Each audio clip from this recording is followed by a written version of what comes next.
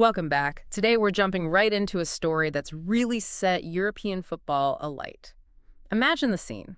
It's September 2025, the season's just getting going, and there's this huge drama bubbling up right inside FC Barcelona. Yeah, it's got everything. A young superstar, club versus country, injuries. It's captivating stuff. Exactly. And at the heart of it is this phenom, really, an 18-year-old player whose story feels almost like a fairy tale. You're talking about Lamine Yamal. Lamine Yamal, exactly. Born in Rocafonda, Mataro. He's not just playing the game. People are saying he's changing it. The way he moves, the skill. Oh, the comparisons are already flying. Yeah. Messi, Ronaldinho. He's got that same kind of magic, that flair. And Barcelona recognized it, didn't they? Gave him the number 10 shirt. Some are even calling him the best teenage footballer ever. High praise. Huge praise. And deservedly so, Yep. based on what we've seen. But here's the twist. He started this season, the 2025-26 season, on fire. 2 goals, 2 assists in the first 3 La Liga games for Barca. Incredible start. And then, suddenly, he's out, sidelined. And not because of some crunching tackle, but this nagging injury. Right, and that's what sparked this whole public fight, hasn't it, between Hansi Flick, the Barca coach, and a Spanish national setup. It really has. So, our mission today, let's unpack this whole situation, this clash between, club loyalty and playing for your country. And dig into what it tells us about the pressures on these young players. Yeah, the glamour is one thing, but what are the realities? How thin is that line between developing a prodigy and, well, maybe pushing them too hard? What does this whole saga mean for football's future talents? It's a crucial question. So let's set the scene. It's September 14th, 2025, a crisp evening at Barcelona's temporary home, the Estadi Olympic Luis Companys. Big game against Valencia. Packed house, you'd imagine. Expectation high. Definitely. But as the teams come out, one name, one jersey, the famous Blaugrana, is missing from the starting lineup, Yamal. Not even on the bench. Looked like he's straight to the treatment room. And you can almost feel the worry ripple through the crowd. It feels bigger than just missing one match. And it absolutely is. From what we understand, this isn't a minor knock. The Barcelona medical team are worried. What's the official word? They're calling it discomfort in the pubic area. Basically a groin issue. Okay. And that kind of injury, well, it's a massive red flag, especially for a teenager, someone still growing, whose body isn't fully matured to handle the sheer intensity of top-level football week in, week out. So it could be a sign of something more serious down the line. Exactly. It's often a precursor to chronic strains, things that can really plague a player. They haven't given a timeline, but missing Valencia is certain. And there's real doubt about the Champions League opener against Newcastle just a few days later, on the 19th. Wow, so this isn't just discomfort. This sounds like an overload issue. That's the concern. The pubic area, you see, it's where so many powerful muscles connect. All that sprinting, cutting, shooting, it puts immense stress there. And for an 18-year-old. Right. His body is still adapting. Pushing too hard too often can lead to these kinds of overload injuries. It's not usually one specific moment, it's the accumulation. Which brings us to the international break, doesn't it? That seems to be where Barcelona are pointing the finger. Directly. Yamal played a lot of minutes for Spain just before this flared up. 152 minutes across 2 World Cup qualifiers. Which games were they? First, Spain beat Bulgaria 3-0 on September 4th. He played 79 minutes in that one. Okay. Then, just 3 days later, September 7th, they hammered Turkey 6-0 away in Konya. Sure. He played another 73 minutes. So nearly a full game, then another long stint just 3 days later. That's a lot. It's a huge workload, especially when you consider the context. What do you mean? Well, Spain are the European champions, right? They have incredible squad depth, Pedri, Gavi, Olmo, Nico Williams, stacks of talent. True. And who are they playing? Bulgaria, ranked 82nd in the world. Turkey, ranked 30th. Not exactly giants. So these were games Spain were expected to win comfortably. And they did. 3-0, 6-0. Precisely. Which makes you wonder, why the need to play Yamal for so many minutes? Couldn't they have rotated more, been more cautious with an 18-year-old asset? Especially if he was maybe starting to feel something. That's the allegation. Even against Turkey, Spain were 4-0 up at halftime. Yamal stayed on until the 73rd minute. Apparently, he was even involved in a pretty physical aerial challenge late on.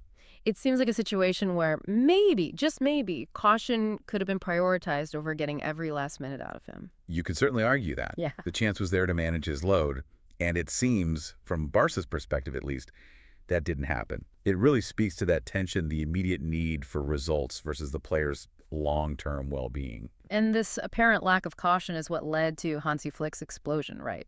On September 13th, the day before the Valencia game. Oh, absolutely. Flick, the German coach who took over Barca in the summer of 2024, he's got them playing well, unbeaten in the league. Yeah, they look sharp under him. He stepped into that pre-match press conference, and he did not hold back. It wasn't just frustration, it was a direct hit. What did he actually say? I remember it caused a real stir. He basically accused the Spanish setup of negligence. He said, and I'm quoting here, they gave him painkillers so he could play. Wow. Between the games, he wasn't able to train. That's not looking after the player. I'm very sad about this. That's incredibly strong language. Painkillers. Not able to train. And he went on. Even when they were winning, they made him play. He felt pain, and they still played him. So Flick is essentially saying Spain knew he was hurting, maybe masked it with painkillers, and played him anyway, even when the game was already won. That's the clear implication. It's not just a coach complaining about losing a player. It's an accusation about player welfare, about priorities. He's highlighting this massive conflict between club needs and national team demands. And it puts the focus squarely on the system, doesn't it? Are young players being protected enough? That's the core issue Flick is raising.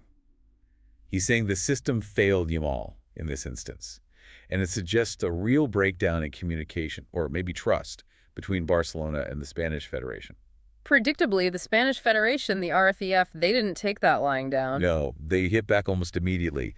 Their side of the story is completely different. What's their version? They insist Barcelona never officially told them Yamal had any prior issue. Zero notification, they claim. Okay. And they point out that their physio, Fernando Galán, checked Yamal routinely and found nothing wrong. But wait, isn't Galán also a physio at Barcelona? He is, which makes it even stranger, doesn't it? He works with Yamal at both club and country level. You'd think he'd be the perfect communication bridge. So how can both sides be true? Flick says Yamal felt pain and couldn't train. The RFEF says their checks showed nothing. It's a classic he said, she said scenario. The RFPF sources also apparently mentioned Yamal looked annoyed when he was subbed off against Turkey, suggesting he wanted to play more. So who do you believe? It sounds like a complete communication breakdown. It certainly looks like it. Ideally, there are FIFA protocols for clubs to flag issues when players go on international duty. But maybe that didn't happen, or the information wasn't acted upon. Flick himself has said he's barely spoken to the Spain coach Luis de la Fuente since he arrived at Barca. That dual-role physio situation should prevent this, but it seems it hasn't. It just highlights the clash, doesn't it? Club versus country, deep loyalties, different pressures. And the player, especially a young one, is caught right in the middle. Who's ultimately responsible for his health when these two powerful entities are pulling in different directions. To really understand why this is such a big deal, we need to remember just how fast Yamal has risen. It's been astronomical. It really has. Think about it. April 2023, he makes his debut for Barcelona, youngest ever, just 15 years old. 15! It's incredible. Carrying the weight of La Masia, the famous academy, on his shoulders. Comes from a background with roots in Morocco and Equatorial Guinea. His parents instilled that work ethic. And by the next season, 2024-25, he wasn't just participating, he was essential. What were his numbers like last season? Phenomenal. 12 goals, 18 assists across all competitions, won the Golden Boy Award. And then the Euros in 2024. Cemented his status. That perfect cross for Nico Williams in the final against England. Iconic moment in Spain's win. He went from prospect to global star almost overnight. But that rapid rise, that genius, it comes with risks, doesn't it? Especially physically. Absolutely. And that links directly back to this current injury, this burnout threat. He's 18. His body is still developing. Yet he's being asked to play maybe 50, 60 games a season between club and country. It's an insane schedule. It really is. And this groin discomfort, it's not just a random injury. It's a symptom of that relentless load. Yep. It's his body saying, hold on a minute. And Flick's outburst wasn't just about Yamal, was it? It tapped into a wider concern in football. Exactly. It's part of this growing unease about the football calendar. It just seems to get more and more packed. This season alone. You've got La Liga, 38 games, the Champions League group stage, at least 6 intense matches. Copa del Rey, World Cup qualifiers squeezed in. And looming on the horizon. FIFA's expanded Club World Cup in summer 2026. UEFA's Nations League adds more games. It never stops. And players like Yamal, Stars for both their massive clubs and their national teams, they're the ones who feel it most. They bear the brunt. Absolutely. We see it everywhere. Helen's had hamstring issues. Bellingham had that ankle scare. It's not a coincidence.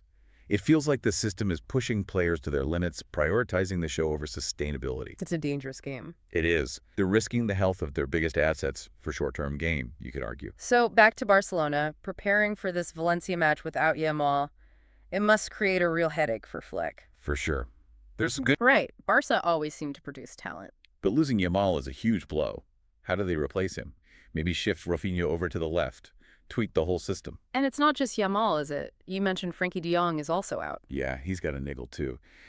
So that's two key players missing. It tests their depth, especially when they're playing Flick's high-intensity, high-pressing style. Can they maintain that level without burning out their young players? Like Yamal, that's the big challenge, isn't it? It's the absolute key challenge, especially for a club like Barcelona. Still dealing with those financial fair play issues from the post-Messi era. They can't just go out and buy endless replacements. And Yamal's value, it must be immense now. Market value, people are throwing around figures like 150 million. But honestly, to Barcelona right now, his value on the pitch is almost priceless. He offers something unique. And already there's Ballon d'Or talk around him for 2025, putting him up against Mbappe, Vinicius Jr. Yeah, the hype is real. Which just adds another layer of pressure. Pressure on him, pressure on the club to manage him, pressure on Spain to use him. It's intense. So wrapping this up, we've really delved into this whole Lamine Yamal situation. Started with the immediate injury crisis, the missing shirt against Valencia. And unpack the layers beneath. That fundamental clash between club ambitions and national team duty. The incredible pressure on these young, brilliant players and these worrying communication gaps that seem to exist right at the top level. Gaps that can have serious consequences for a player's career and maybe even for the future of how we manage talent in this sport. So as Barcelona play on without Yamal, at least for this match, this whole episode leaves us with some big questions, doesn't it? It really does. It forces you to think. What value do we as fans, as clubs, as federations truly place on the long-term future of a talent like Yamal? How do we find that balance between the nonstop demand for football for entertainment and the actual physical and mental well-being of these young athletes? Their bodies are still developing. Is it enough to just point fingers when something like this happens? Or does this need to be a catalyst? A moment for real change in how everyone involved, clubs, countries, even the players themselves, handles these insane demands. Because this isn't just about one player missing one game. It feels like it holds up a mirror to the whole sport, doesn't it? Yeah. A reflection of this constant battle between the spectacle and the sustainability right at the heart of the beautiful game.